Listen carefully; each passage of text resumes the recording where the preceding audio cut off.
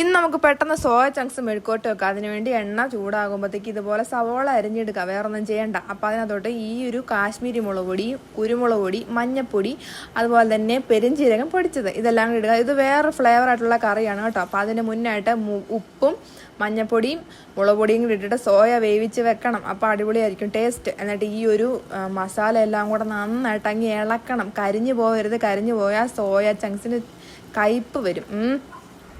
പിന്നെ ഇത് നന്നായിട്ടൊന്ന് ഇളക്കിയെടുക്കണം, കരിഞ്ഞു പോയാലെന്നുള്ള കാര്യം ഓർക്കുക. തീ കുറച്ച് വെക്കുക ഗൈസ്.